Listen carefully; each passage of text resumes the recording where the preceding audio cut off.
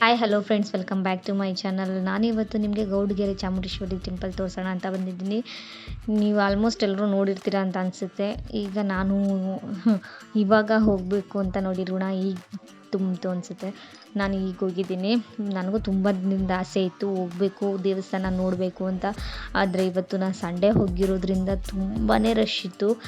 But Q ಅಂತೂ ಎಷ್ಟಿತ್ತು ಅಂದರೆ ಯಪ್ಪ, ನನಗಂತೂ ಇಷ್ಟೊಂದು ಕ್ರೌಡ್ ಇದೆಯಾ ಈ ದೇವಸ್ಥಾನ ಅಂತ ನನಗೆ ಆ ಫೀಲ್ ಬಂದ್ಬಿಡ್ತು. ಇಷ್ಟು ಜನ ಇದ್ದರು ಅಂದರೆ ತುಂಬಾ ಜನ ಇದ್ದರು. ದರ್ಶನವೂ ಚೆನ್ನಾಗಾಯಿತು. ಬಟ್ ನನಗೆ ಈ ಥರ ಕ್ರೌಡ್ ಇರೋದು ಇದೇ ಫಸ್ಟ್ ಟೈಮ್ ಈ ಥರ ನೋಡ್ತಾ ಇರೋದು ನಾನು. ತುಂಬ ಚೆನ್ನಾಗಿದೆ ದೇವಸ್ಥಾನವೇ. ದೇವರು ಅಷ್ಟೇ ತುಂಬ ಪವರ್ಫುಲ್ ಅಂತಲೇ ಹೇಳ್ಬೋದು.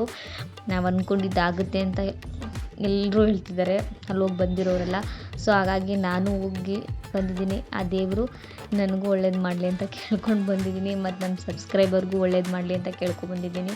ಹೀಗೆ ಎಲ್ರಿಗೂ ಒಳ್ಳೇದು ಮಾಡಲಿ ಆ ದೇವರು.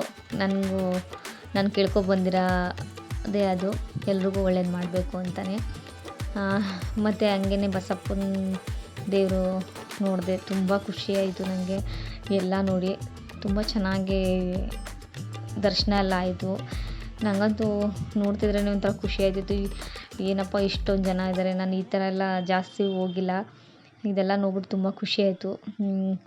ಹೀಗೆ ದೇವರು ಎಲ್ರಿಗೂ ಒಳ್ಳೇದು ಮಾಡಲಿ ಅಂತ ಕೇಳ್ಕೊತೇನೆ.